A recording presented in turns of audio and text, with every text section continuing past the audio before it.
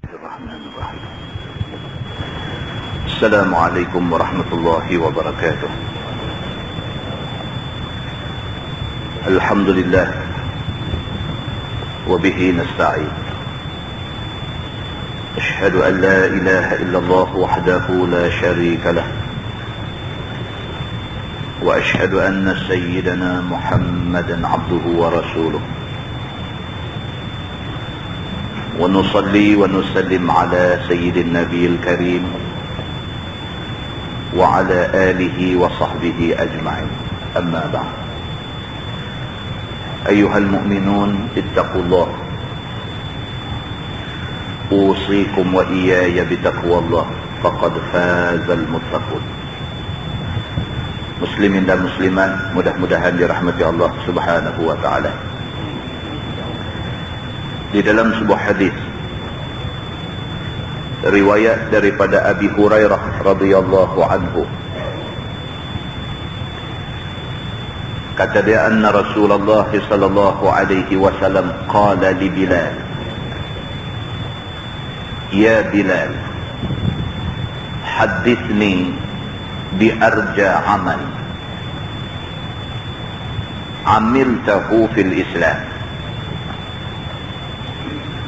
فإني سمعت دفن عليك بين يدي في الجنة.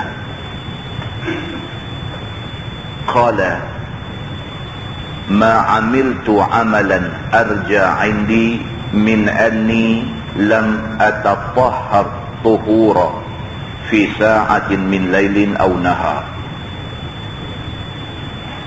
إلا صليت بذلك الطهور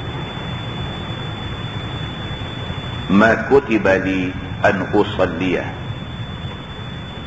أو كما قال. hadis sahih muttafaqun alaih.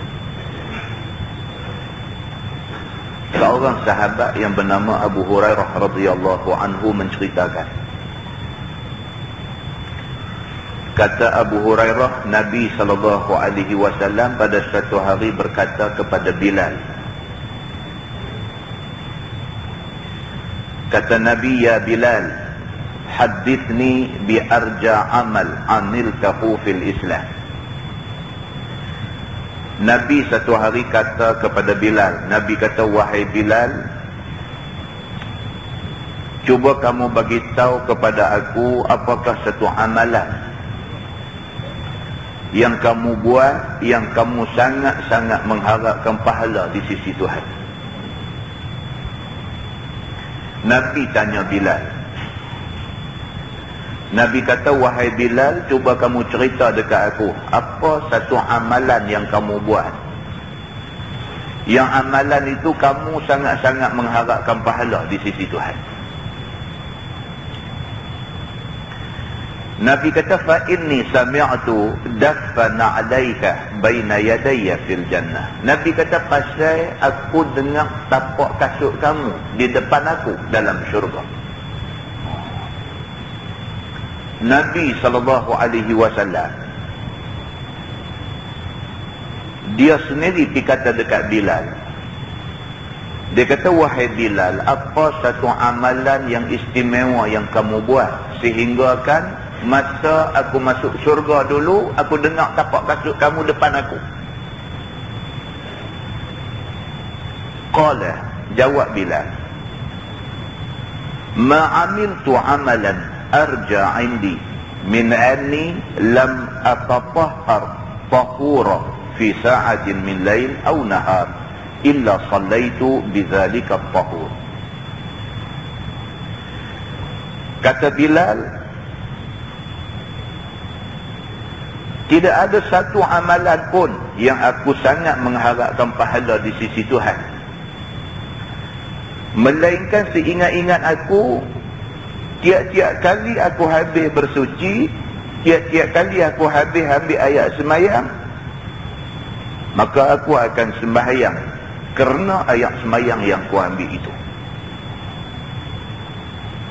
Maksudnya Bilal kata dekat Nabi, dia kata, aku tak ada satu amalan istimewa yang aku buat, melainkan seingat-ingat aku ada satu. Tiap-tiap kali habis ambil ayat semayang, aku semayang sunat wuduk 2 rakaat. Itu saja. Hak lain tak ada apa. Orang buat, aku buat. Cuma hak satu ni, dia kata aku kok mana pun, lepas ambil ayat semayang, aku semayang sunat 2 rakaat. Benda ni dah jadi amalan lama dah. Tiap-tiap kali habis ambil ayat semayang, habis bersuci, aku akan semayang sunat 2 rakaat. Lain aku tak boleh cerita. Ma kutiba li an usalliyah. Bilal kata lain tak ada, ini sahaja. Itu pun yang ditentukan bagi aku. Maksudnya Nabi suruh. Nabi SAW ada banyak benda Nabi suruh lah. Di antara benda yang Nabi suruh tu ialah sembahyang sunat wuduk 2 rakaat lepas ambil ayat semayang. Maka Bilal bin Rabah, hak ni dia buat sungguh-sungguh. Kok mana pun lepas ambil ayat semayang, dia semayang sunat 2 rakaat. Kok mana pun lepas ambil ayat semayang, dia semayang sunat 2 rakaat. Hak ni dia jaga sungguh-sungguh. Dan dia buat benda ni dalam keadaan dia mengharapkan pahala di sisi Allah Subhanahu wa ta'ala. Hak lain, dia kata tak ada satu benda yang dia buat yang dia rasa istimewa sangat. Tak ada. Hadis itu hadis sahih, muttafaqun alaih. Sepakat ulama mengatakan itu hadis sahih. Daripada hadis ni dapat kita faham bahawa kadang-kadang amalan yang sikit dan simple, amalan sikit dan amalan tu simple, senang nak buat, tiba-tiba membawa pahala besar. Kadang-kadang macam tu. Dalam agama ni kadang-kadang satu benda yang simple, yang satu benda yang nampak sikit aja buat, kita tak tahu rupa-rupanya di sisi Allah pahala besar. Maka itu sebab Nabi SAW kata orang Islam jangan ada di kalangan orang Islam ni yang melihat benda baik ni sebagai benda lekeh. Tak boleh. Benda baik jangan kita anggap benda baik ni benda lekeh. Tak boleh. Benda baik, baik. Boleh buat, sedaya upaya buat. Pahala di sisi Allah Subhanahu wa ta'ala. Maka daripada hadis ni juga dapat kita faham bahawa Bilal bin Rabah, di antara benda baik yang dia sentiasa buat ialah sembahyang sunat 2 rakaat tiap-tiap kali dia habis ambil ayat semayang. Di dalam sebuah hadis riwayat Abi Qatadah radhiyallahu anhu, kata dia, qala Rasulullah sallallahu alaihi wasallam, "Idza dakhala ahadukumul masjid fala yajlis hatta yusalli raka'atain." Atau kama qala, muttafaqun alaih. Nabi SAW bersabda, Nabi kata, apabila kamu masuk masjid, jangan duduk, melainkan setelah kamu sembahyang sunat tahiyatul masjid 2 rakaat. Simple. Simple aja. Nabi SAW kata, "Idza dakhala ahadukumul masjid," apabila seseorang kamu masuk dalam masjid, fala yajlis, jangan terus duduk, hatta yusalliya raka'ataini, sehinggalah kamu sembahyang sunat tahiyatul masjid 2 rakaat. Simple. Benda yang mudah, yang senang dibuat ni tak semua orang buat. Maka orang yang buat dijanjikan pahala besar oleh Allah Subhanahu wa ta'ala. Di dalam sebuah hadis lain riwayat daripada Jabir radhiyallahu anhu, kata dia, qala Rasulullah sallallahu alaihi wasallam, "Idza qada ahadukum salatahu fil masjid falyaj'al li baitihi nasiban min salatihi, fa inna Allaha ja'ilun fi baitihi min salatihi khairan." Atau kama qala, hadis sahih riwayat Imam Muslim. Jabir radhiyallahu anhu berkata, Nabi sallallahu alaihi wasallam, apabila Nabi sallallahu alaihi wasallam bersabda, apabila seseorang kamu habis semayang di masjid, maka simpan sikit bahagian sembahyang untuk dibuat di rumah. Nabi SAW kata, "Iza qada ahadukum salatahu fil masjid." Apabila satu orang tu habis semayang di masjid, semayang fardu, "Falyaj'al li baitihi nasiban min salatihi." Simpan sikit semayang untuk buat di rumah. "Fa inna Allah ja'ilun fi baitihi min salatihi khairah." Kerana Allah Subhanahu wa ta'ala bagi kebaikan dalam rumah dia kerana semayang sunat dia di rumah itu. Nabi SAW dia sembahyang sunat qabliyah dengan ba'diyah di rumah. Rumah Nabi kembang masjid. Sembahyang sunat qabliyah, baru Nabi keluar daripada rumah, mai sembahyang fardu di masjid. Habis sembahyang fardu di masjid, balik rumah, sembahyang ba'diyah di rumah. Nabi SAW buat macam tu. Dan kalau siapa buat macam tu dengan niat ikut sunnah Nabi, pahala besar. Lagi kita hari ni duduk jauh nak main masjid dan sebagainya, sekira-kira jadi susah. Kalau sekiranya nak sembahyang di rumah, maka buat sembahyang sunat qabliyah dengan ba'diyah di masjid. Tapi simpan sebahagian daripada sembahyang sunat untuk buat di rumah. Apa juga sembahyang sunat, buat di rumah. Contohnya malam, bangkit sembahyang tahajud, sembahyang sunat witir, dan apa-apa sembahyang lain yang boleh buat di rumah, maka buat di rumah. Simpan sebahagian di rumah, kerana Allah Subhanahu wa ta'ala bagi kebaikan kepada isi rumah kerana sembahyang sunat yang dibuat di dalam rumah itu. Hadis itu hadis sahih, riwayat Imam Muslim. Mudah-mudahan muslimin dan muslimat yang dirahmati Allah sekalian, daripada 3 hadis yang kita baca tu dapat kita ambil iktibar daripada dia, dapat kita ambil pengajaran daripada dia, dan dapat kita amalkan dia. Mudah-mudahan benda ni membawa kebaikan kepada kita semua, insyaAllah. Kita menggunakan tafsir Juz'u Amma. Tafsir Juz'u Amma, muka surat 151.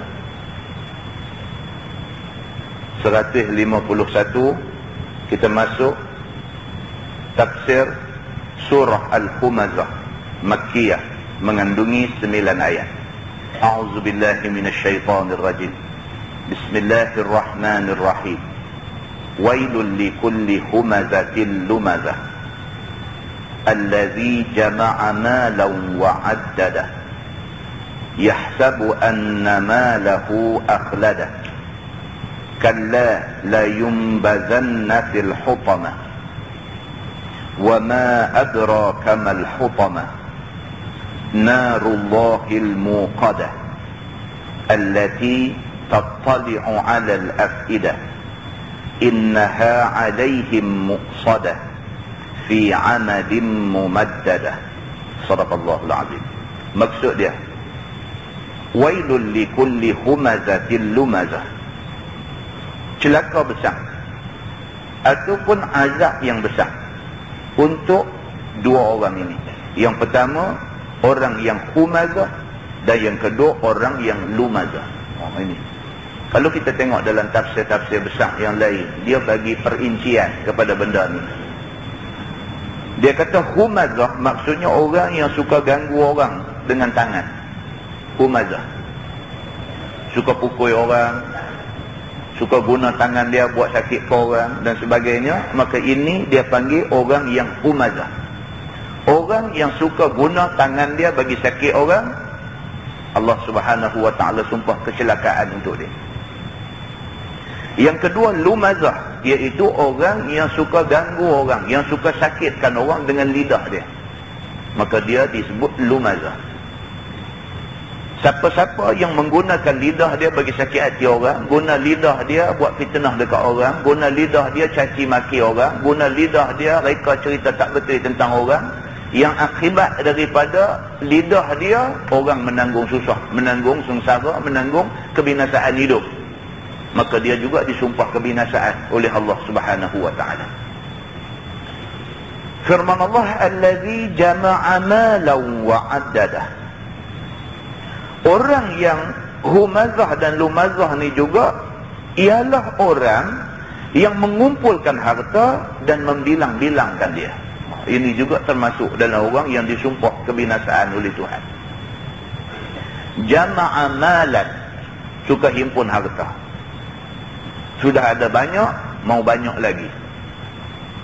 Bukan sahaja dia ni jama'a malan, bukan sahaja dia ni himpun harta, wa'addadah, duk kerja bilang tiap-tiap hari.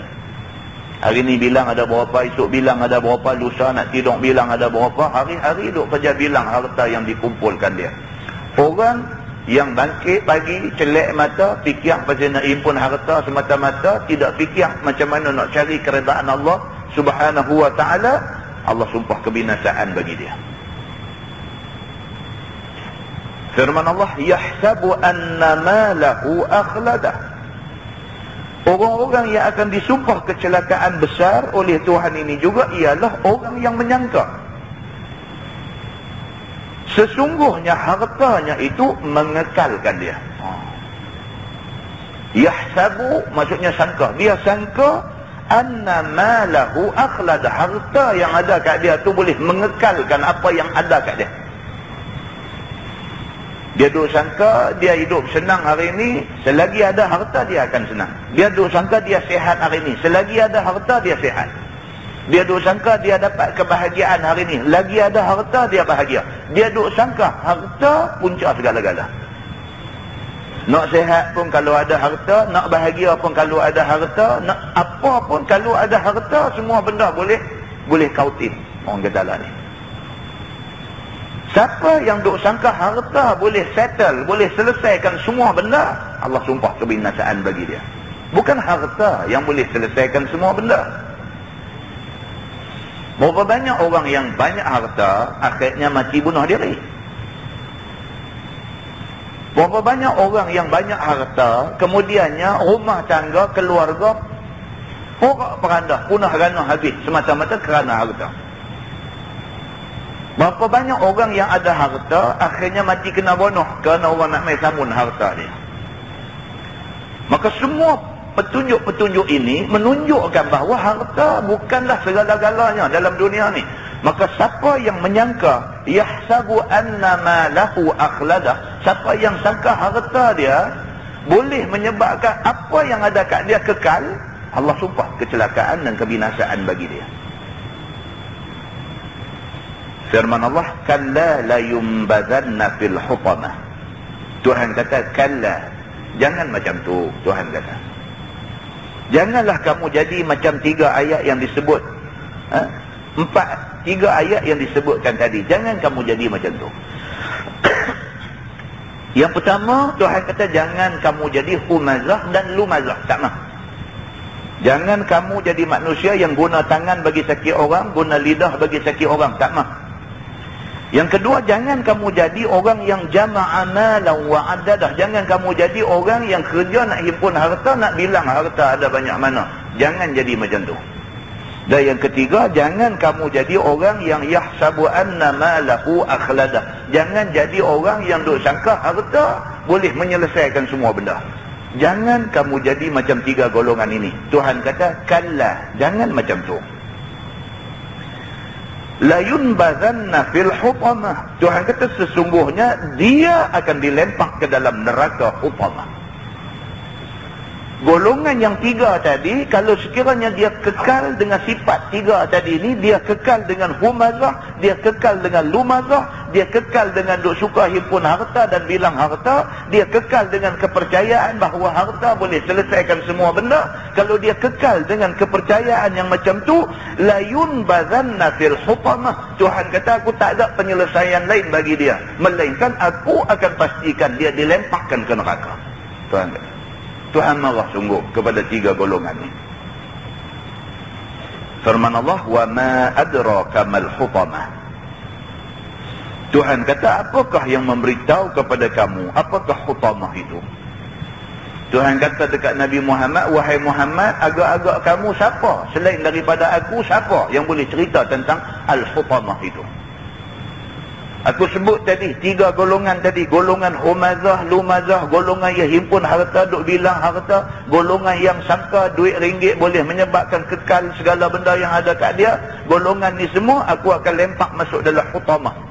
Tuhan tanya Nabi Muhammad, wahai Muhammad, agak-agak kamu selain daripada aku, selain daripada Tuhan, siapa boleh cerita dekat kamu al-hutamah ni menatang apa? Firman Allah, narullahil muqadah. Yang dikatakan hutamah itu ialah neraka Allah yang dinyalakan dia. Tuhan tanya, Tuhan jawab. Maksudnya, selain daripada Allah, tak ada siapa boleh cerita tentang al-hutamah. Tak ada. Manusia kita ni pandai bercakap macam mana pun, ilmu ada banyak mana pun, kita cuma boleh cerita kata neraka. Kita tak akan boleh menggambarkan dahsyat neraka. Tak boleh. Kita ahli bahasa, pandai guna bahasa macam mana pun, nak bagi orang yang dengar cakap kita ni tergambar rupa neraka, tak boleh. Yang boleh bagi nampak neraka dengan rupa neraka sebenar ni, Allah aja. Maka Allah kata dekat Nabi, wahai Muhammad, agak-agak kamu, selain daripada aku, selain daripada Allah, agak-agak siapa boleh cerita dekat kamu tentang hakikat al-hutama, hakikat neraka.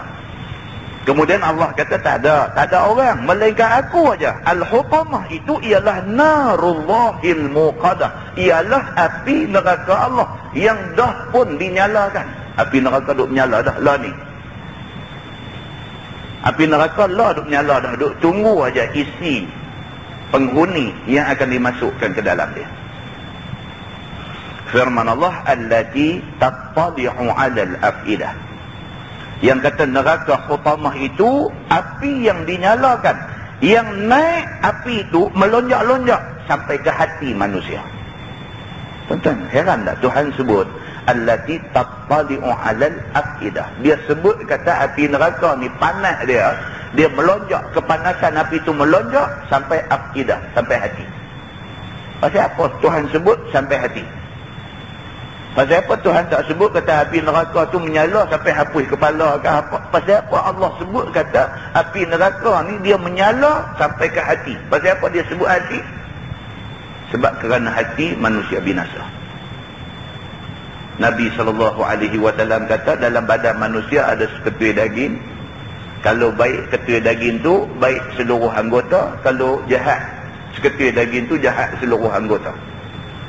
Apa benda seketui daging tu? Nabi kata hati. Hati menyebabkan kita boleh mati. Hati menyebabkan kita boleh binasa di hari akhirat nanti. Pasal apa? Pasal ikut hati mati. Maka dalam ayat ni Allah Subhanahu wa taala kata masuk neraka, Allah akan bakar dia sampai ke hati. Innaha alaihim muqsadah. Sesungguhnya neraka itu atas mereka berlapis-lapis. Muqsadah ini maksudnya berlapis-lapis sampai tutup rapat, nak keluar tak boleh. Itu maksud muqsadah. Maksud innaha alaihim muqsadah, yang kata neraka hutamah itu api dia berlapis-lapis. Berlapis-lapis sampai dia tutup rapat, nak keluar tak boleh. Terlampau banyak lapis api, nak keluar tak boleh. Itu maksud muqsadah. Fi amadin mumaddadah, pada tiang yang panjang. Maksudnya tiang yang Allah letak di neraka tu, tiang itu Allah buat untuk nak menambahkan lagi kuatnya neraka tu. Neraka tu Allah sebut kata ada amadin mumaddadah, ada tiang yang terpanjang, yang tercacak-cacak. Maksud ayat tu ialah Allah nak sebut kata neraka ni kukuh, neraka ni kuat. Maka dikuatkan lagi neraka tu dengan tiang yang banyak, sehingga kan orang masuk neraka mustahil boleh bolos keluar daripada neraka itu. Kita tengok tafsir dia. Dia kata pada surah Al-Humazah ini, Tuhan kita Allah Subhanahu wa taala menerangkan beberapa perbuatan yang menyebabkan seseorang jadi orang fujar yang merasai neraka itu. Ayat ni dia kata Allah nak cerita orang-orang yang fujar. Fujar maksudnya jahat. Quran kata innal abrara lafi na'im wa innal fujjara lafi jahim. Fujar jahat. Sesungguhnya orang-orang yang abrar, orang yang baik-baik itu fi na'im, dia duduk dalam syurga. Dan orang-orang yang fujar lafi jahim, duduk dalam neraka jahim. Surah Al-Humazah nak cerita tentang perbuatan orang yang fujar, orang jahat. Pada ayat 1 Allah mengatakan wailun, artinya celaka besar. ataupun azab yang besar kepada orang yang jadi humazah dan lumazah. Kita dah sebut tadi, mana-mana orang yang suka sakitkan saudara dia yang sama-sama Islam dengan tangan dia ataupun dengan lidah dia, maka dia masuk dalam kumpulan humazah dan lumazah.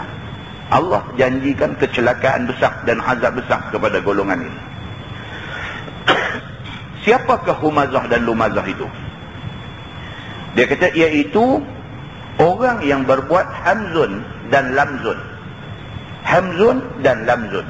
Maksudnya bekerja, memerhati dan menyelidiki cacat dan kekurangan orang lain, serta menghina ataupun merendahkan ataupun menimpakan kejahatan ataupun keburukan kepada orang-orang itu. Ini yang dikatakan golongan yang buat kerja hamzun dengan lamzun, humazah dengan lumazah ni. Kerja dia hari-hari pergi duk cari kelemahan orang, pergi duk cari aib orang, pergi duk cari apa benda yang dia boleh attack orang. Diri sendiri syarat dengan kelemahan, diri sendiri penuh dengan aib, tak dipedulikan, dia duk ambil tahu tentang aib dan kelemahan orang. Hari-hari bawa teropong, duk teropong tengok hari ni dia ni buat apa, untuk nak cerita ke orang apa keburukan dia ni buat. Teropong tengok dia ni hari ni dia buat apa, nak cerita ke orang keburukan yang dia ni buat. Hari-hari habis dengan duk cari keburukan orang, kerana nak disebarkan keburukan orang itu dengan niat nak bagi jatuh orang tu. Ini kerja orang yang humazah dengan lumazah. Bila dia dapat saja aib kawan tu, dia guna lidah dia cerita keburukan kawan tu. Maka orang-orang yang macam ni, Allah Subhanahu wa ta'ala sumpah dia kecelakaan besar akan menimpa dia.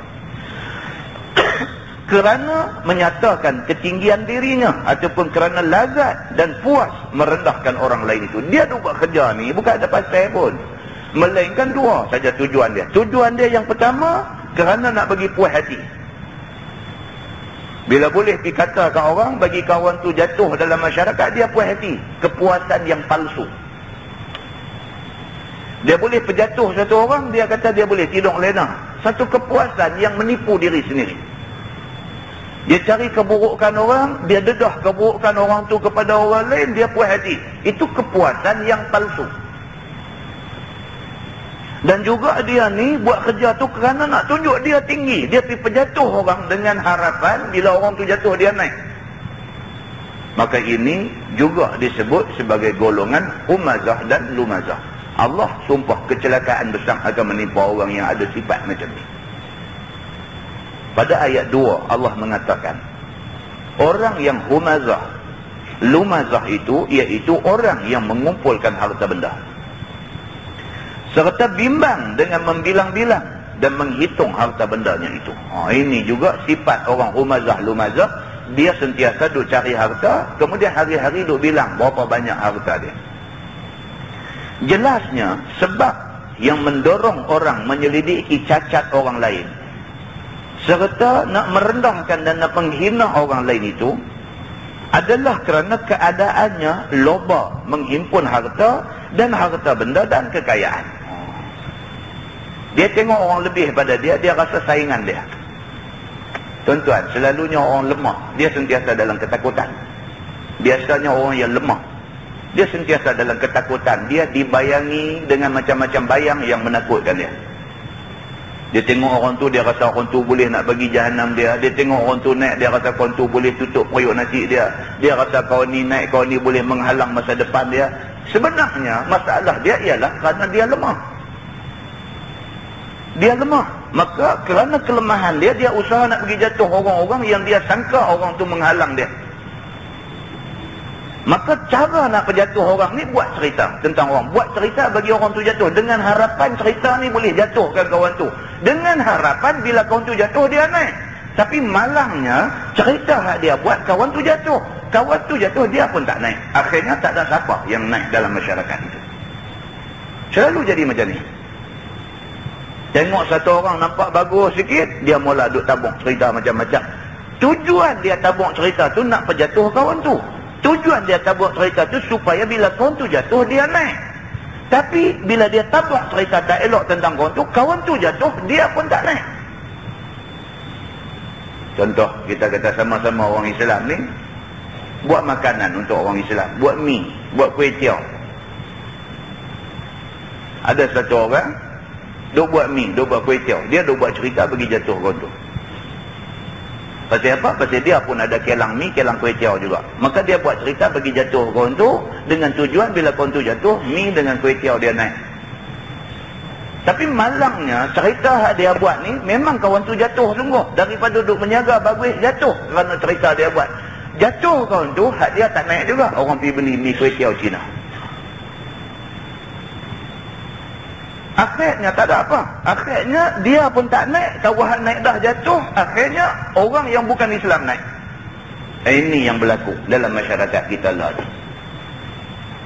Muslimin dan muslimat yang dirahmati Allah sekalian. Perangai yang macam ni juga termasuk di dalam umazah dan lumazah. Begitu. Dia kata adalah keadaannya loba mengumpulkan harta dan juga benda dan juga kekayaan, serta menghitung kekayaan itu dan mengenang ke setiap-tiap waktu. Kerana sangat sayang dan rindunya kepada kekayaannya dan merasa lazat dan merasa puas dengan kekayaannya itu, dia berpendapat dan mempercayai bahawa tidak ada yang jadi kemuliaan dan ketinggian ataupun kebesaran dan kehormatan pada yang lain daripada harta benda dan kekayaan. Dia percaya macam tu. Dia percaya ada duit, orang hormat kita. Ada duit, kita mulia. Ada duit, apa masalah pun boleh selesai. Masalah dia kata kalau tak ada duit. Dia tu faham macam tu. Maka dia akan buat apa saja, membujuk lalu melentang patah untuk dapatkan duit.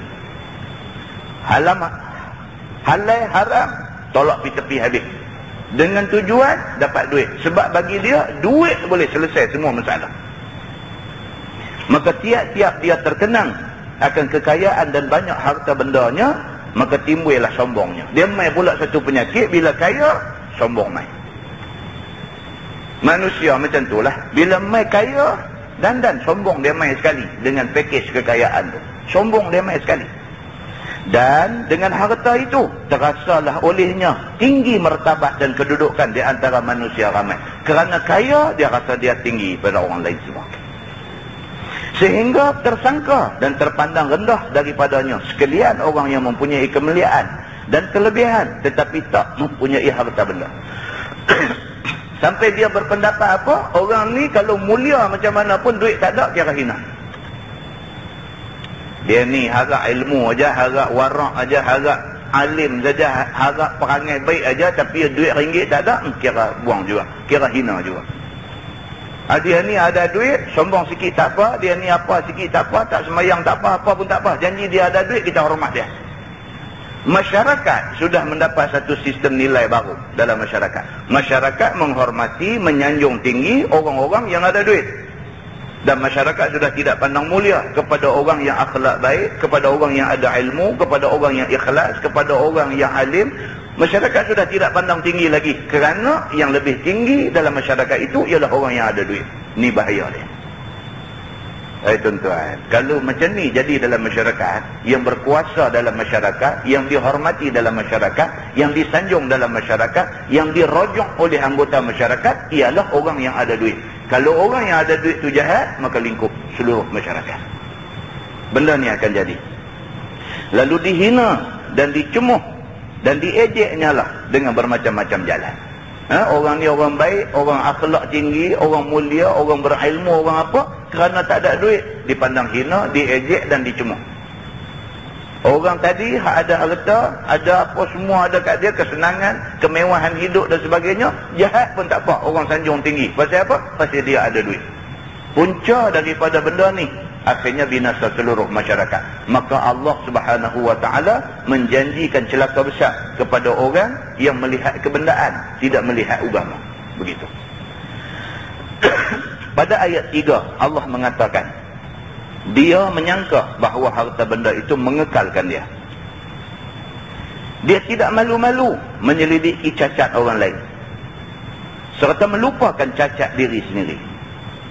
Dia tak malu-malu menghina dan merendahkan orang lain yang tidak sekaya dia, sekalipun bagaimana keadaan orang lain itu. Bila dia ada duit, dia dah rasa orang yang tak ada duit hina semua.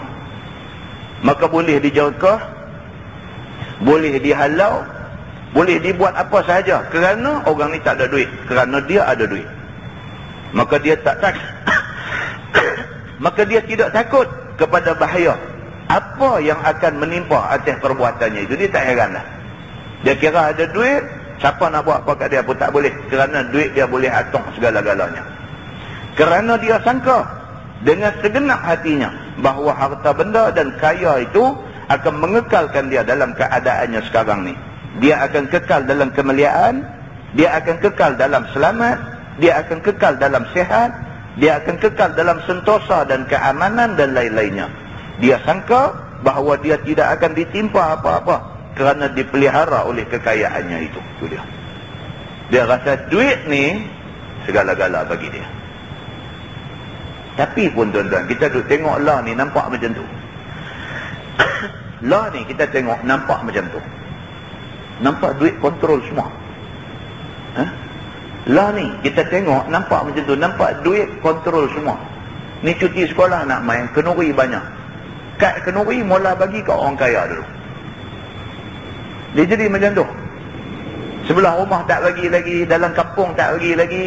Pitala kawasan-kawasan orang kaya-kaya duduk-duduk. Pergi lepas-lepas kat sana duduk. Dia jadi macam tu. Hari kenuri tengok kereta bagus sikit main, tak apa pergi. Tolong buka pintu, salam apa semua lagi. Kawan yang main dengan basikal, main dengan motor ni, dia buat tengok ke lain, tak apa nak disambut macam tu. Dia jadi macam tu. Masyarakat sudah jadi macam tu. Masyarakat sudah alih cara menghormati, cara menyanjung, cara menghormati orang ni semua sudah ditentukan oleh duit hadu ada. Kalau dia ni ada duit, hormat dia mau lebih sikit. Ibu bapa di rumah pun dalam melayan anak-anak pun nanti kira benda-benda macam ni. Kalau anak hak balik main ni anak yang well to do, orang putih kata. Anak-anak hak balik main ni anak-anak yang well to do, duduk di Kuala Lumpur tu, somebody dekat Kuala Lumpur. Balik main pun dengan kereta bagus apa semua, turun dengar kata anak ni nak balik kepung ayam ni tak kira lah. Semelih buat gulai apa semua dulu ni. Anak hak balik pakai kereta panjang, pakai driver ni layan tak layan macam tu aja. Ibu bapa pun sudah sampai ke peringkat itu, sudah sampai ke peringkat menilai anak-anak dia berdasarkan kedudukan ekonomi anak dia. Kita mengakukah, kita tak mengakukah, ini benda jadi dalam masyarakat kita lah ni, benda ni jadi. Apa kita nak salahkan orang ramai kalau sekiranya mak bapak sendiri bersikap macam tu? Kita nak salahkan orang ramai itu sudah jauh, mak bapak yang dekat pun bersikap macam tu.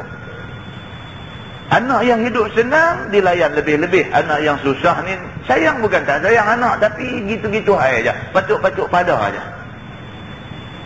Maka daripada sini dapat kita faham bahawa Allah Subhanahu Wa Taala dah sebut dah benda ni. Benda ni jadi tunggu.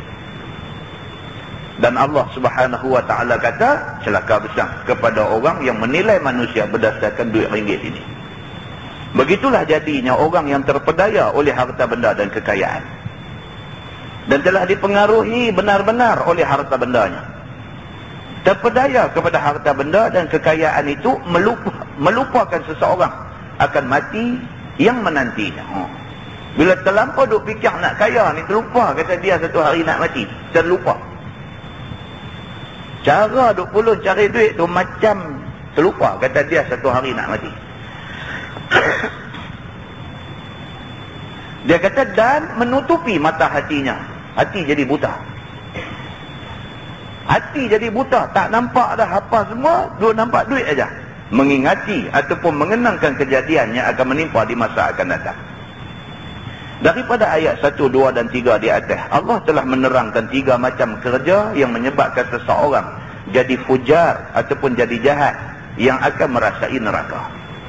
Itu penggan tu dia nak ulang balik 3 benda tadi. Yang pertama, ayat pertama, Allah Subhanahu Wa Taala sebut tentang humazah dan lumazah.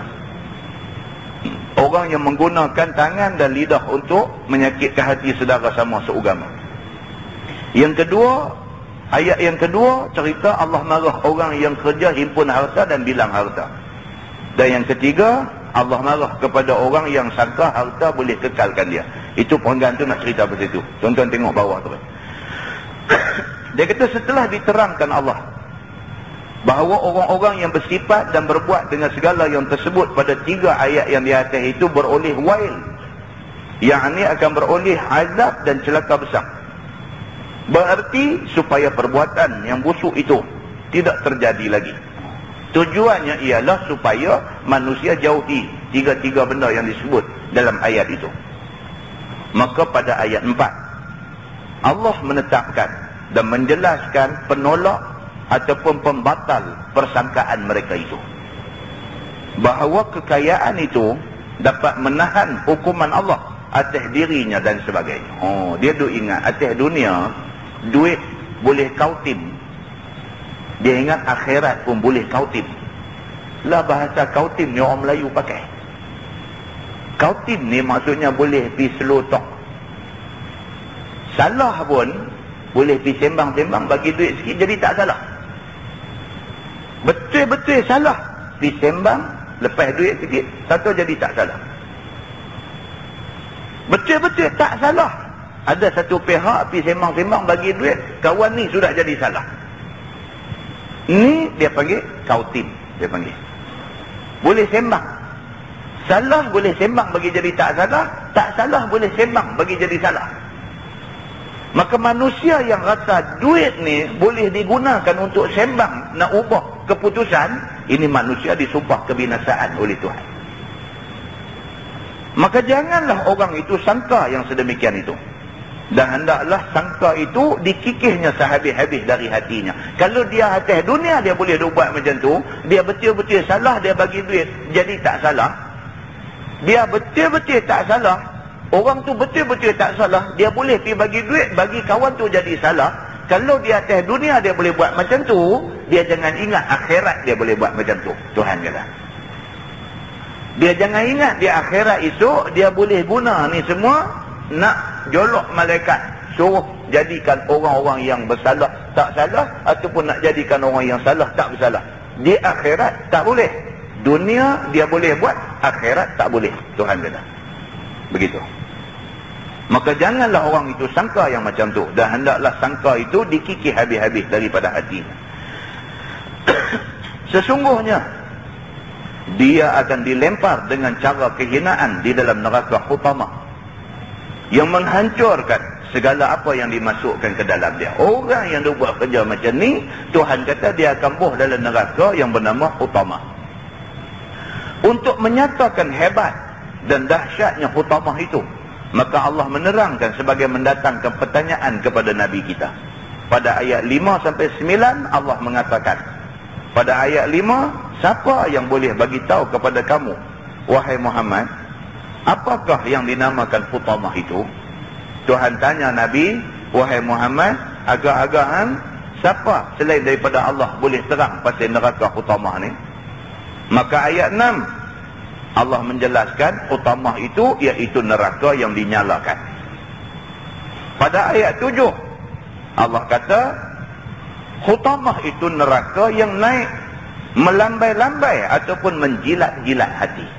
Api dia naik sampai menjilat hati, kerana dari hati yang derhaka itulah terbitnya segala perbuatan yang tidak baik itu. Tujuan dia sebut hati itu kerana hatilah punca manusia jadi rosak. Ayat 8 Allah kata sesungguhnya neraka Hutamah itu berlapis-lapis mengurung mereka yang ada di dalam dia, sehingga tak dapat sikit juga pun mereka melepaskan diri daripada neraka itu. Ayat 9 Allah kata juga neraka Hutamah yang mengurung mereka itu adalah daripadanya beberapa tiang yang panjang, yang menambah kukuh dan hebatnya neraka itu. Terkurung mereka yang berdosa di dalamnya, sehingga tidak mungkin sedikit juga berikhtiar untuk lepas diri daripadanya. Apa macam kita sebut awal-awal tadi. Dia kata wallahu a'lam bimuradih, tamat tafsir surah Al-Humazah. Tonton tengok tafsir surah Al-Fil Makkiyah. Surah Al-Fil Makkiyah 5 ayat. A'udzubillahi minasyaitonirrajim. Bismillahirrahmanirrahim. Alam tara kaifa fa'ala rabbuka bi ashabil fil. Alam yaj'al kaidahum fi tadlil. Wa arsala 'alaihim tayran ababil. tarmihim bihijaratin min sijil faja'alahum ka'asfin ma'kul. Sadaqallahul azim. Maksud dia, firman Allah, alam tara kaifa fa'ala rabbuka bi ashabil fil. Tidakkah engkau wahai Muhammad tahu apa yang telah diperbuat oleh Tuhanmu terhadap mereka yang mempunyai gajah? Ini ayat ni pula dia nak cerita dekat kita satu peristiwa yang berlaku pada tahun kelahiran Nabi. Musim Maulid Nabi ni orang duk cerita benda ni. Nabi Muhammad manusia istimewa. Sebelum kelahiran dia, hari kelahiran dia, selepas kelahiran dia, ada banyak benda luar biasa Tuhan bagi jadi. Sebelum kelahiran Nabi Muhammad, mak dia masa duk mengandungkan Nabi ni, mak dia duk dengar orang duk main habang di telinga. Wahai Aminah, namakan anak kamu ni dengan nama Muhammad. Aminah, mak Nabi ni duk dengar tu, suara duk main habang di telinga. Wahai Aminah, bagi nama dekat anak kamu esok nama Muhammad. Nama Muhammad ni tuan-tuan, tak ada manusia pakai masa tu. Orang yang pertama sekali pakai nama Muhammad atas muka bumi ni ialah Nabi Muhammad. Walaupun perkataan Muhammad itu membawa maksud yang terpuji, ada makna dalam bahasa Arab, tapi orang Arab tak pernah teringat nak bubuh nama anak nama Muhammad, tak pernah. Rupa-rupanya nama tu Tuhan reserve untuk Nabi Muhammad, orang yang mula pakai. Masa mak Nabi mengandungkan Nabi, duk dengar dah suara, duk main habang, Aminah esok beranak esok bagi nama anak nama Muhammad. Kebetulan pun nama tu sedap dengar. Maka bila lahir keluar, Aminah terus bubuh nama Muhammad bin Abdullah. Pelik sebelum Nabi lahir. Masa mak Nabi mengandung Nabi, mana Aminah pi, awan duk ikut atas kepala. Mana dia pi, awan duk ikut atas kepala. Sehingga kan Aminah tidak kena panas matahari. Pelik. Pada tahun kelahiran Nabi, Nabi lahir hari Senin 12 Rabiul Awal, tahun gajah dia kata. Tahun kelahiran Nabi tu berlaku ni, hadis ni ayat Quran yang kita nak baca. Cerita satu pasukan tentera yang dipimpin oleh satu jeneral bangsa Habsyi yang bernama Abraha. Jeneral berbangsa Habsyi yang bernama Abraha. Dia ni agama Nasrani. Sana'a, ibu negeri Yaman. Daripada sana dia duk tengok orang ni berduyun-duyun, berbondong-bondong, ramai pakai duk pi Masjidil Haram di Makkah. Dia tak syok, dia tak puas hati. Dia buat satu gereja besar. Dia buat satu gereja besar di Sana'a. Di Yaman sana dia buat satu gereja besar. Dia nak orang pi ke gereja dia semacam mana orang duk pi ke Masjidil Haram. Masjidil Haram ni bukan Nabi. Sebelum Nabi Muhammad, sejak zaman Nabi Ibrahim dulu lagi dah, Masjidil Haram ni menjadi tempat suci orang pakai duk pi. Dia cuba nak alih orang semua daripada pi ke Masjidil Haram, pi ke gereja yang dia buat di Sana'a, di Yaman.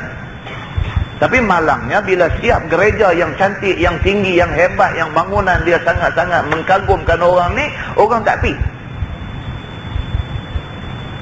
Jadi niat dia nak tarik orang daripada pi Masjidil Haram, pi ke gereja dia, niat dia ni diketahui oleh orang-orang Arab Quraisy yang duduk di Mekah ni.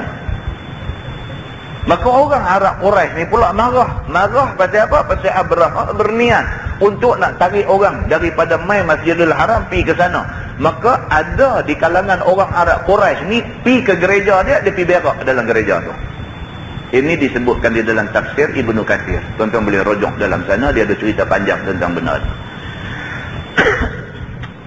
Ada satu orang daripada bangsa Arab Quraisy ni, dia marah, dia meradang dekat Abraha ni pasal Abraha dia buat kempen nak tarik orang pi ke gereja dia. Dia marah, dia pi ke gereja Abraha di Sana'a, dia berak dalam gereja tu. Benda ni dilaporkan kepada Abraha. Abraha bertambah marah. Sekali dengan dia terus sumpah, dia kata, aku sendiri akan serang Kaabah dan runtuhkan dia. Marah dekat Arab Quraisy bersama berak di gereja dia. Maka dia pimpin satu pasukan tentera besar. Dia pimpin satu pasukan tentera besar yang terdiri daripada ratusan ribu orang tentera dan juga 13 ekor gajah. Gajah 13 ekor. Dalam tafsir Ibnu Katsir pula dia tambah pula, dia kata salah seekor gajah tu gajah yang paling besar. Nama gajah tu pula Mahmud pula. Dalam tafsir dia cerita macam tu. 13 ekor gajah. Daripada 13 tu ada seekor paling besar, nama dia Mahmud. Ataupun dipanggil Mut saja kata. Pi. Dalam perjalanan dia nak pi, nak serang Kaabah, nak runtuhkan Kaabah ni, dalam perjalanan dia duk pi tu, dia dihalang 2 kali oleh orang-orang yang sangat cinta kepada Masjidil Haram. Dalam perjalanan mula-mula sekali dia dihalang oleh Zu Nafar, nama satu orang. Dia ni orang Arab yang duduk di Yaman. Dia yang mula-mula form satu pasukan tentera nak pergi halang Abraha daripada nak tunaikan niat dia nak pergi peruntuh Kaabah. Tetapi Zu Nafar dikalahkan oleh Abraha yang hebat ni. Terus lagi perjalanan dia sampai pula satu tempat, jumpa pula satu pasukan yang dipimpin oleh Nufail. Nufail bin Habib. Dia ni pun ada satu pasukan tentera juga, halang Abraha juga. Tak mau bagi Abraha pergi serang Kaabah. Nufail juga kemudiannya ditewaskan oleh Abraha ni. Dia tentera besar. Yang kemudiannya Nufail ni dipaksa untuk jadi penunjuk jalan untuk Abraha bawa tentera dia nak pergi ke Mekah. Nufail pula dipaksa untuk tunjuk jalan. Hang tunjuk jalan macam mana nak pergi ke Kaabah, jalan yang terdekat. Nufail kena bawa pula. Dalam perjalanan nak pergi ke Kaabah tu lagi, sampai di satu tempat yang bernama Marmas. Di situ pula tempat ternak unta punya banyak. Unta orang-orang Mekah semua main duk bela di Marmas ni. Abraha sampai di situ. Sambil sampai tu dia samun unta-unta ni semua. Dia antara orang yang kena samun unta ni ialah Abdul Muttalib, tuan Nabi. Unta Abdul Muttalib telah dirampas 200 ekor.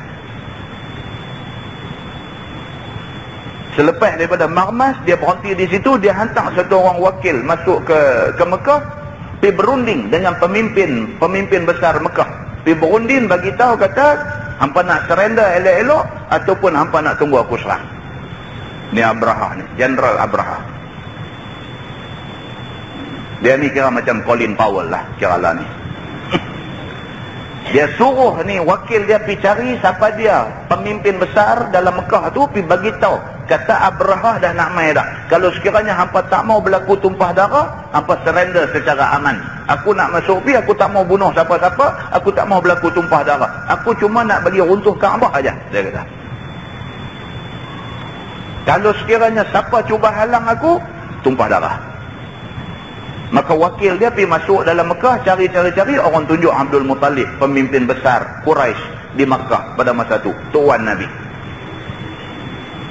Bila jumpa Abdul Muttalib, sembang-sembang dengan Abdul Muttalib pun dapat tahu unta dia 200 ekor dah kena ambil. Dia buat keputusan nak pergi jumpa Abraha di pinggir Mekah. Bila Abdul Muttalib sampai di depan Abraha tengok pertama kali, dia tengok Abdul Muttalib, dia rasa segan. Pasal apa? Pasal Abdul Muttalib ni orang hebat.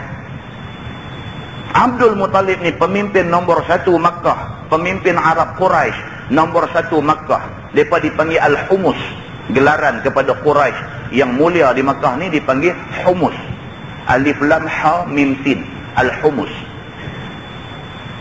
Bila Abraha tengok aja Abdul Muttalib, dia daripada duduk atas tempat tinggi terus dia turun, dia duduk bersila sama dengan Abdul Muttalib. Rupa Abdul Muttalib itu menggegarkan dia. Muka dia dengan hebat dia, dengan style dia, dengan Abraha rasa nak kena hormat orang ni. Dia turun, dia duduk sama-sama dengan Abdul Muttalib di atas tanah ni. Berunding di situ. Dalam rundingan tu Abdul Muttalib tak ada minta lain. Dia cuma minta satu dia minta unta dia 200 ekor bagi balik. Ini cerita dalam tafsir Ibnu Katsir. Bukan cerita dongeng. Riwayat di dalam Ibnu Katsir. Ibnu Katsir ni tafsir besar. Tafsir yang mu'tabar. Dia kata dia tak ada dia main ni bukan nak cakap banyak, bukan nak halang daripada serang Kaabah apa semua, tak ada. Cuma dia kata unta yang 200 ekor bagi balik. Itu hak saya punya. Dalam tafsir tu kata Abrahah ni bila dengar Abdul Muttalib cakap macam tu, dan jatuh dia punya respect dekat Abdul Muttalib ni.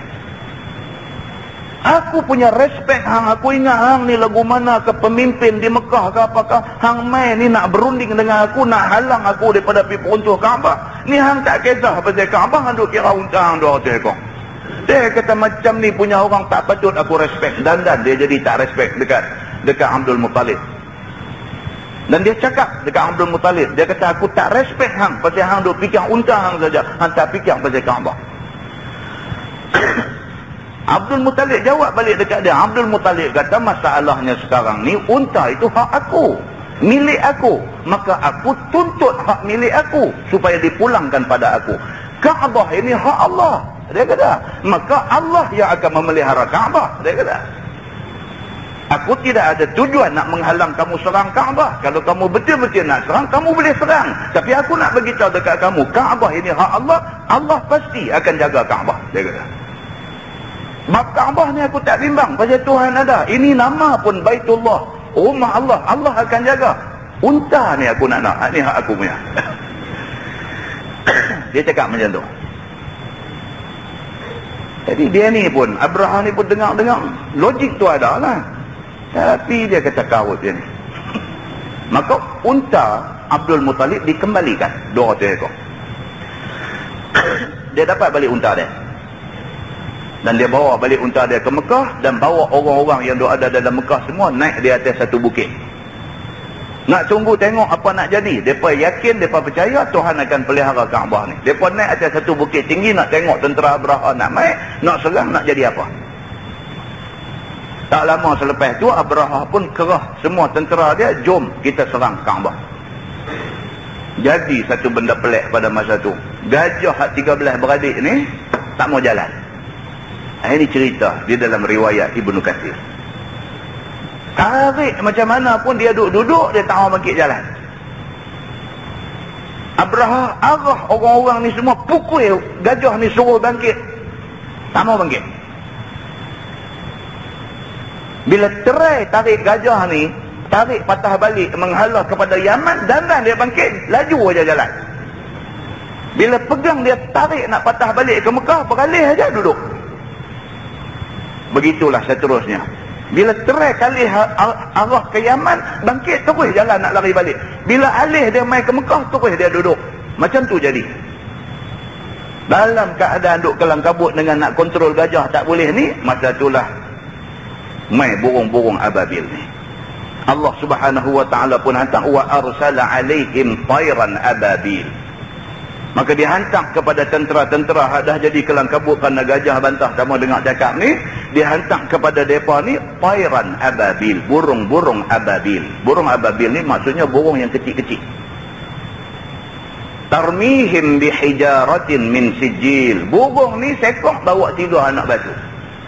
Satu duduk di paruh dia, satu di sebelah kaki kanan, satu di sebelah kaki kiri.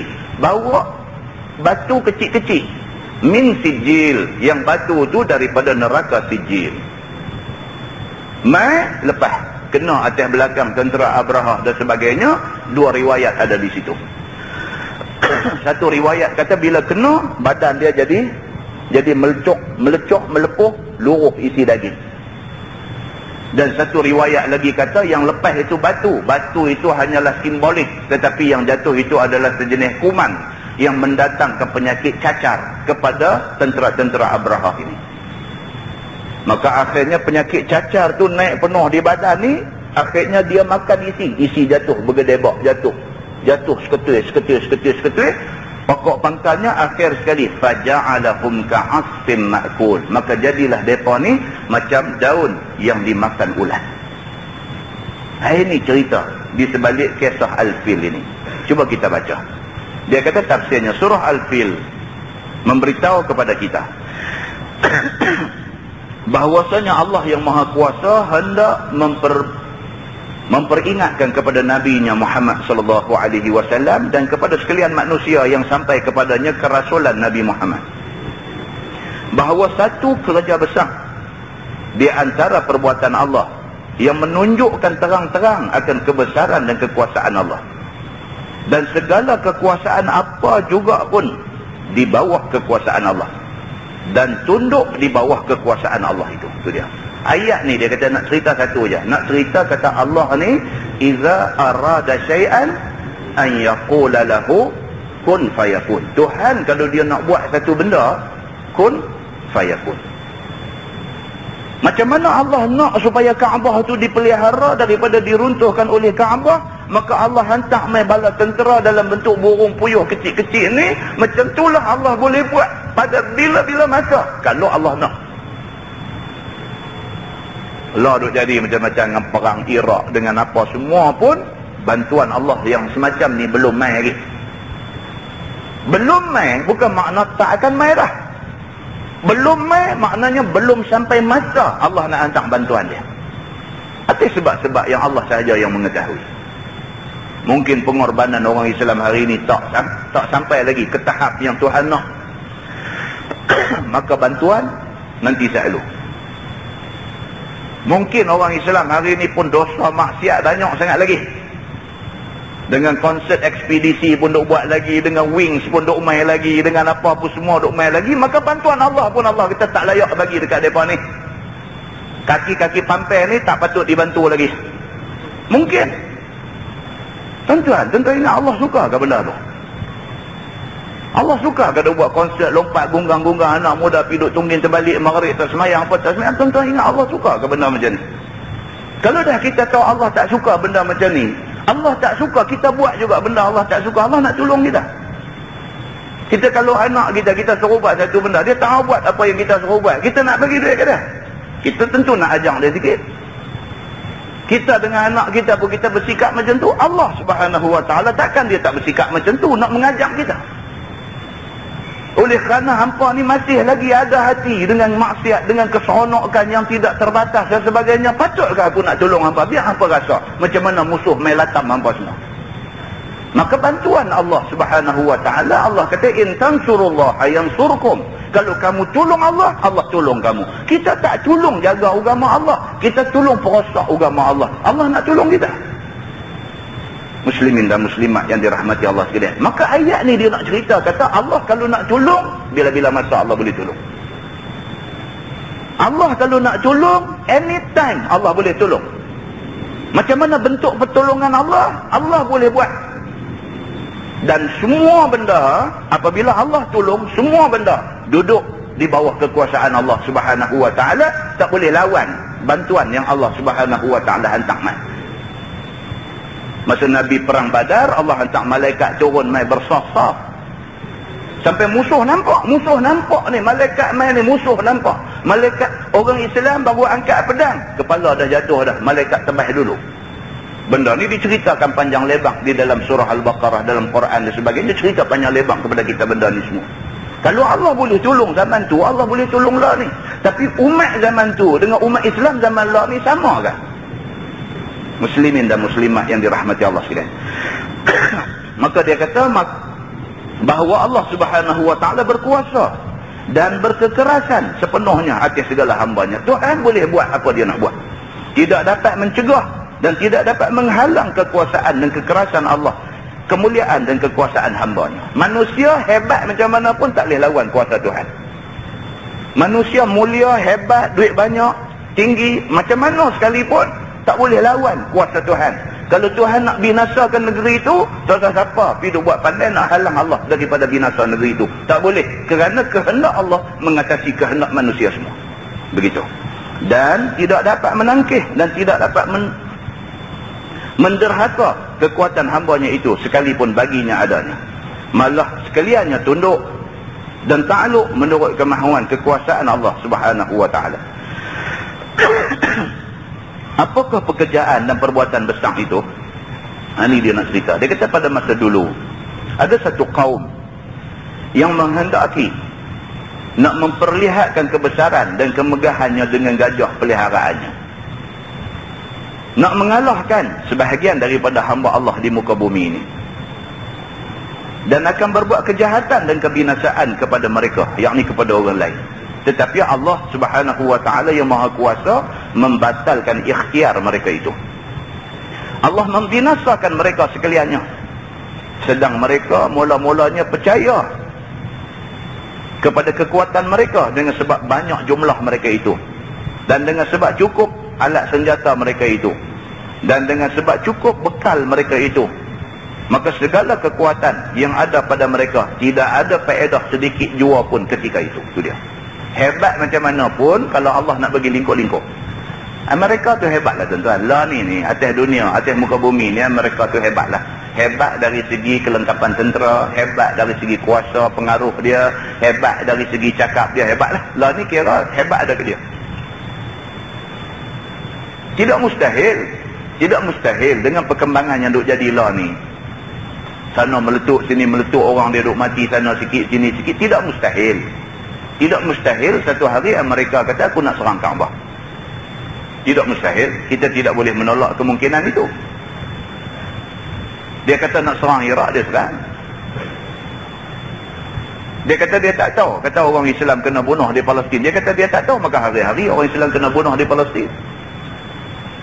Tidak mustahil satu hari dia buat satu kenyataan. Dia kata oleh kerana banyak sangat pengganas ni, dan nampaknya pula pengganas ni berpusat di Saudi, dia kata.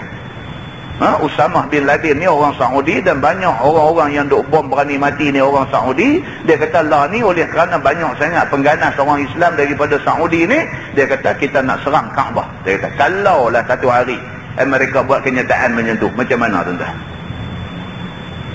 Mayang hajat tu tentulah. Mayang hajat ni hari tu bodoh mayang hajat dah. Tapi apa boleh buat kalau dia cakap macam tu? Apa boleh buat? Lepas dia cakap, esok juga kapal-kapal tentera dia apa semua, kapal yang bawa jet pejuang dia semua menuju ke arah Laut Merah. Makin semua pakat dua rapat pergi situ. Macam mana nak buat tuan-tuan? Nak baca tafsir surah Al-Fil? Nak buat sembahyang hajat minta ababil mai pula? Nak buat apa tuan-tuan?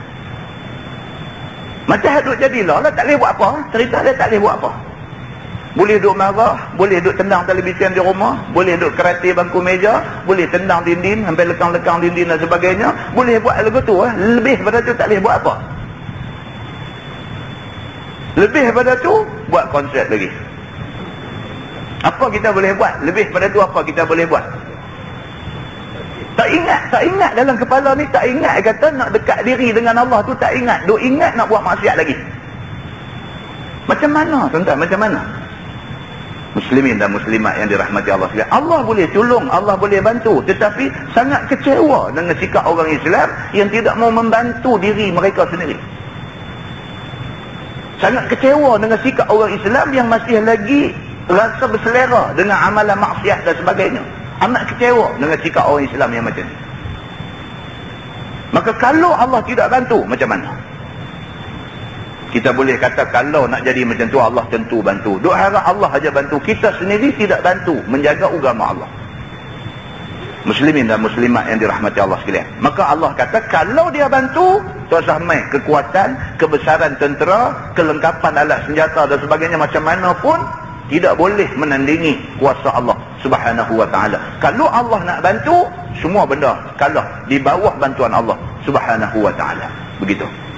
Dia kata maka baca dan perhatikan baik-baik. Pada ayat 1 Allah Subhanahu wa ta'ala mengatakan, tidakkah engkau tahu wahai Muhammad, betapa Tuhanmu telah berbuat kepada kaum gajah itu. Kejadian ke atas kaum gajah itu adalah satu kejadian yang sungguh-sungguh telah terjadi, dikenai masa dahulu, dan mutawatir khabar dan riwayatnya. Riwayat tentang cerita tentera bergajah ni riwayat yang mutawatir, yang cukup sahih, dia kata. Di antaranya dia kata seorang jeneral bangsa Habsyi, Abrahah namanya, adalah seorang jeneral yang mengepalai tentera yang menakluk negeri Yaman. Dia pergi takluk Yaman, buat gereja besar dekat Sana'a, dekat ibu negeri Yaman. Abraha tersebut, setelah negeri Yaman ditakluknya, menghendaki dia dengan sebulat-bulat hatinya akan berlaku kejam. Dapat takluk Yaman, terus nak tunjuk kezaliman dia, iaitu nak meruntuhkan Kaabah ataupun Baitullah yang ada di Mekah, supaya bangsa Arab tidak lagi pi buat haji ke situ, dan sengaja hendak mengalahkan dan hendak merendahkan bangsa Arab itu. Maka Abraha pun mengumpul tenteranya yang pilihan, lalu berjalan menuju ke Mekah. Tidak sahaja tentera yang kuat dan pilihan yang dibawanya, tetapi juga Abraha bawa gajah. Sengaja menambah hebat tenteranya dan bertujuan untuk menakut-nakuti bangsa Arab. Ini dia tak detail macam yang saya cerita tadi. Tadi cerita detail di dalam tafsir Ibnu Katsir. Yang ni dia ambil cara ringkas macam tu aja. Dalam perjalanan mereka ke Mekah itu, mereka tidak ketinggalan mengalahkan kaum-kaum yang bertemu dengan mereka. Kita cerita dalam Ibnu Katsir tadi, dia sebut satu Zu Nafar, yang kedua Nufail bin Habib, yang cuba menghalang perjalanan tentera Abraha ini. Akhirnya sampailah mereka sekalian ke satu tempat yang bernama Maghnas. Dia tulis di sini Maghnas. Maka hampir dengan kota Mekah. Maka mereka pun berhenti di situ. Di Maghnas inilah tempat dia rampai unta kepunyaan Abdul Muttalib, tuan Nabi. Maka Abraha lalu kirim surat kepada penduduk Mekah, mengkhabarkan dan beritahu bahawa maksud dia datang dengan tentera dan yang pilihannya serta gajah itu tidak hendak perang dan tidak bertujuan untuk menakluki bangsa Arab ataupun penduduk Mekah, tetapi kedatangan mereka hanya semata-mata nak meruntuhkan Kaabah ataupun Baitullah. Dia kata dia bukan nak main tumpah darah, nak bergaduh, nak perang, cuma main nak meruntuh Kaabah tu saja. Macam tu. Kalau orang main rumah kita, tuan-tuan, dia main di rumah dia kata, saya abang titi, saya tak ada niat nak bunuh hang, saya tak ada niat nak bunuh bini hang, anak-anak hang, tak ada. Saya cuma main nak ambil peti air hang saja. Macam mana kita? Aku peti air ni bukan jumpa tepi jalan. Aku bukan dapat free, aku beli. Cantik hang main nak ambil peti air aku, golok-golok bodoh bawah peti air, kita ambil sakit kan? Senang hang nak main ambil peti air lah rumah aku. Tak apa lagi. Kalau dia main kata, dia tak, aku main ni bukan ada nak perang, nak tumpah darah, nak bunuh siapa-siapa dah. Cuma aku nak ambil bini hang aja. Ini tak boleh jadi. Kan? Ni pun serupa lah. Dia kata dia nak main Mekah. Ni bukan nak perang, bukan nak takluk Mekah, bukan nak buat apa kat penduduk Mekah, nak peruntuh Kaabah. Itulah satu benda yang menjadi kemuliaan bumi Mekah. Benda tu dia nak pergi katuk bagi relai. Mana boleh biar? Kita hari ni pun tuan-tuan, masjid kita ni senang-senang orang main abang kata ni, minta maaf lah, kami bukan nak bunuh siapa, tolong keluar pada masjid, kami nak bakar masjid ni. Kita nak keluar. Ada kawan angguk pula. Mana boleh keluar? Masjid kita. Mana boleh keluar? Ini baru masjid kita, Masjid Jami' Badawi Kepala Batai saja. Ini pula Baitullah, Masjidil Haram Makkah. Dia nak main katuk bagi relai. Boleh biarkan? Abraha main abang macam tu. Dia kata demi penduduk Mekah, setelah menerima surat itu dan telah mengetahui maksud surat itu, mereka terkejut dan gentar. Terkejut pun terkejut, tapi takut. Kerana kedatangan satu hal yang penting dengan tiada disangka-sangka sedikit jua pun. Tak ada angin, tak ada ribut, tak ada apa, tak tahu main nak peruntuh Kaabah. Mereka sekalian meninggalkan kota Mekah. Perempuan ni dia kata, tak, jom belah, dah tunggu tak lagi. Kan, penduduk Mekah ni, dia kata kau ni, hang bukan tak kenal Abraha. Yaman pun dia boleh tawan. Ni on the way dalam perjalanan dia nak main kat kita ni, berapa kumpulan tentera dia pukul, kita tak angkat muka kenal dengan dia. Kita ni apa aja, apa pun tak ada ni. Jom belah. Maka sekalian mereka meninggalkan Mekah, pergi ke atas bukit-bukit, menanti dan melihat dari jauh apa gerangan yang akan diperbuat oleh Abraha dengan tentera yang pilihannya itu. Besok harinya, dia tak ceritalah, dalam Ibnu Katsir dia cerita detail. Cerita Abdul Muttalib pergi jumpa apa bincang apa semua aku ni nak balik unta 200 ekor apa semua macam-macam cerita ni dalam Ibnu Katsir ada cerita. Di sini dia ambil ringkas-ringkas saja. Besok harinya dia kata terjadi telah berjangkit di kalangan tentera Abrahah tersebut penyakit cacar ataupun ketumbuhan yang amat hebat. Ini satu riwayat. Belum main lagi burung ni depa dah kena penyakit dah, penyakit cacar dia kata. Jarang terjadi seumpama itu di muka bumi ini, kata seorang ahli tarikh. Tarikh ni ahli sejarah. Itulah mula-mula penyakit cacar yang terjadi di tanah Arab, dia kata. Duduk tak duduk, bangkit pagi esok dia naik apa di badan ni, pakat naik habis semua.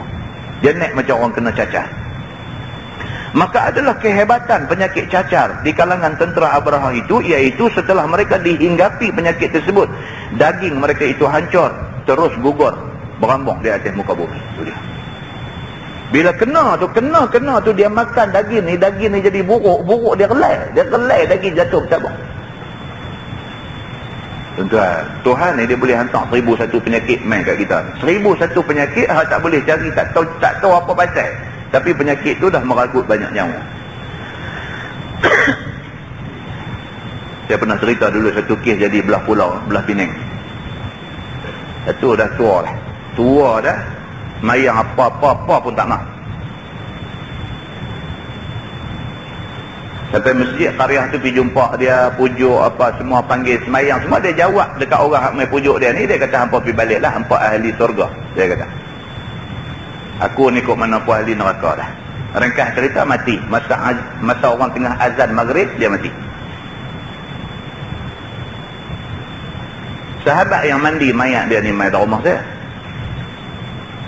Dia main nak cerita, mula-mula dia kata, Ustaz, dia kata ni aib mayat ni tak patut cerita lah, dia kata, tapi saya takut. Saya tak pernah lagi duk mandi mayat ni dah berpuluh tahun dah. Ini pertama kali mandi mayat daging relas, dia kata. Dia mati masa bang maghrib. Mandi mayat ke 9 esok. 9 pagi esok. Nak simpan ke 11. Berapa jam ya.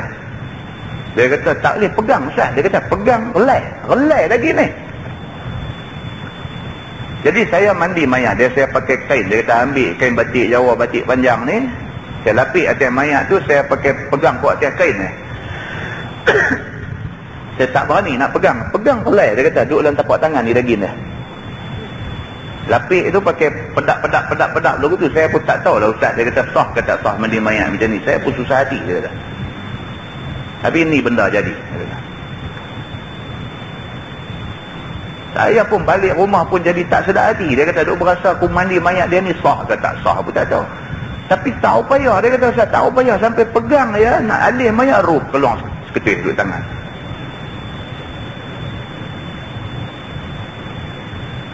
Badan habis jadi lagu hangui begitu badan dia. Badan mayat ni.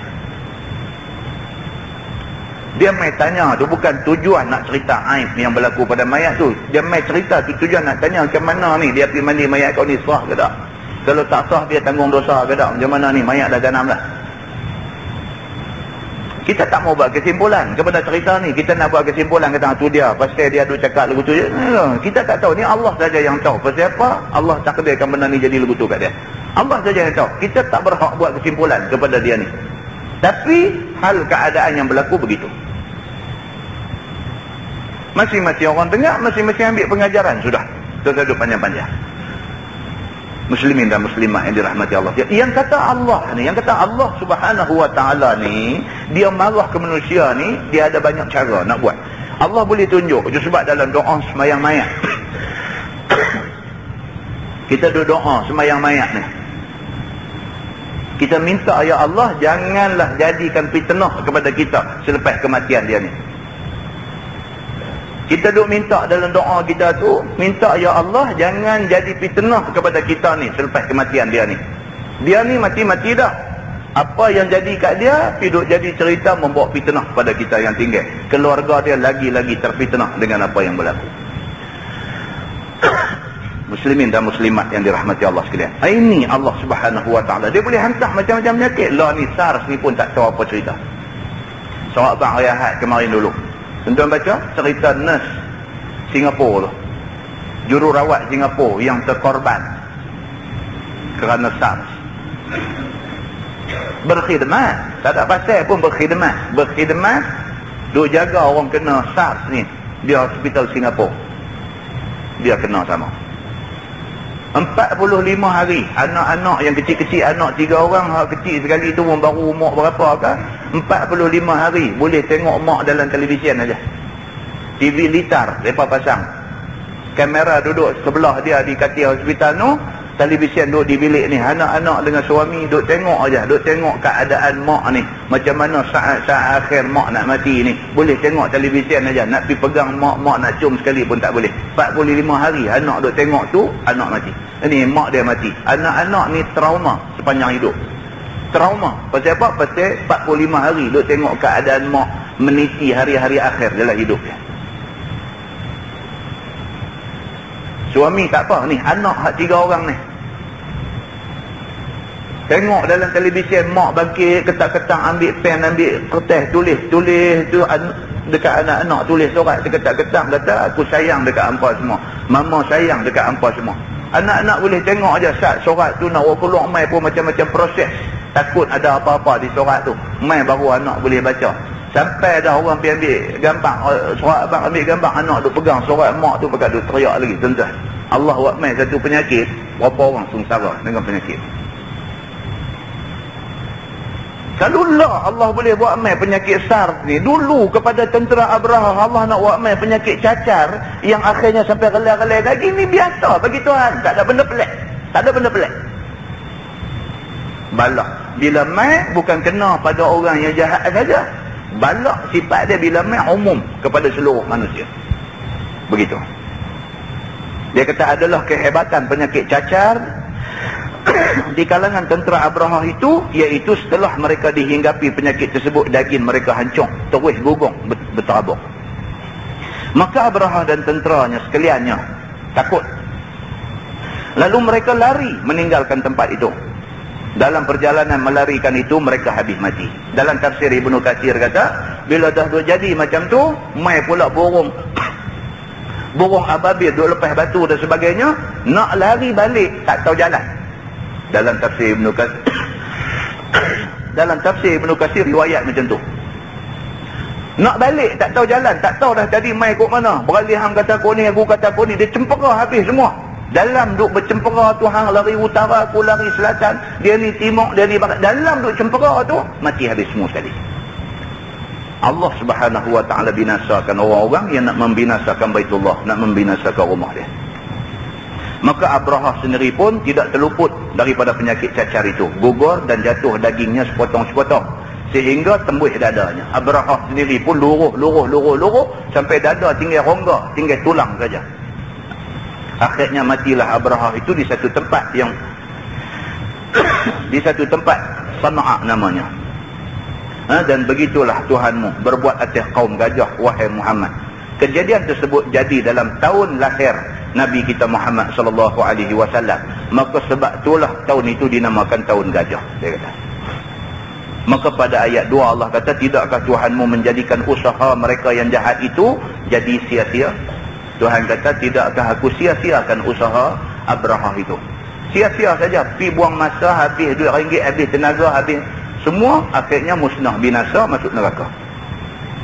Tidak sahaja usaha mereka jadi tersia-sia dan tidak berhasil, malah mendatangkan rugi yang tidak kecil kepada mereka, iaitu rugi harta, rugi alat perkakas, rugi nyawa dan sebagainya. Ayat 3 dan ayat 4 Allah menceritakan bagaimana dia membinasakan mereka itu. Allah mengutus ataupun mengirim kepada kaum bergajah itu satu bangsa burung yang amat banyak. Bangsa burung yang dikirim Allah itu ada semacam nyamuk yang membawa kuman-kuman penyakit. Ini satu riwayat. Dia nak abang burung tu burung kecil-kecil aja. Batu-batu tu umpama penyakit, bukan batu biasa, batu penyakit. Dia kata bila turun kena membawa binasa. Maka seumpama dia bawa penyakit. Maka burung-burung tersebut ataupun nyamuk-nyamuk yang berterbangan yang membawa kuman penyakit itu melempari kaum bergajah tersebut dengan batu daripada tanah yang sangat keras.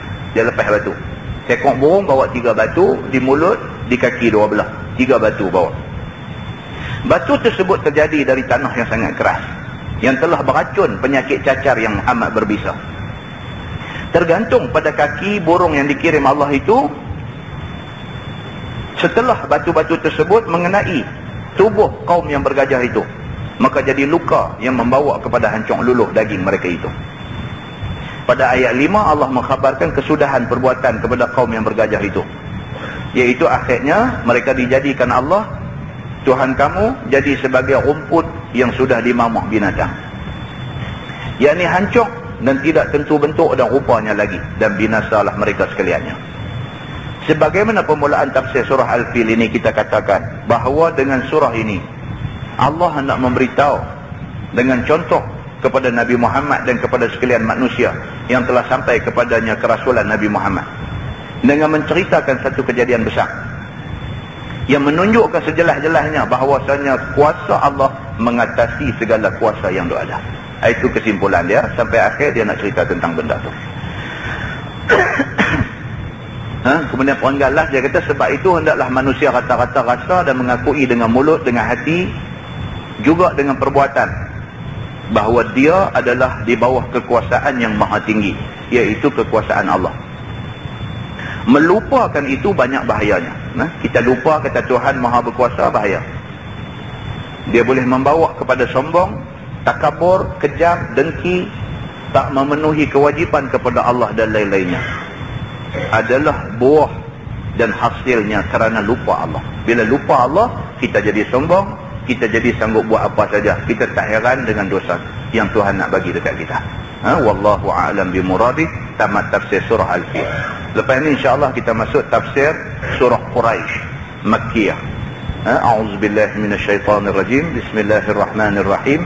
Li'ilafi Quraisyin ilafihim rihlatash shita'i was-sayf falyabudu rabb hadzal bait allazi at'amahum min ju' wa amanahum min khawf. Shadaqallahul azim.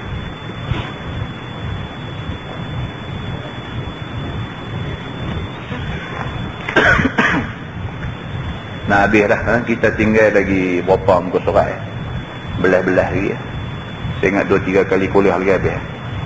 Kita mula baca kitab ni di masjid ni pada 17 hari bulan 9 tahun 93. Kita buat nipis 17 hari bulan 9 tahun 93. Tahun ni tahun 2003. Kan? 10 tahun. 10 tahun nak habis kitab tak ni. Kan? Tuan-tuan,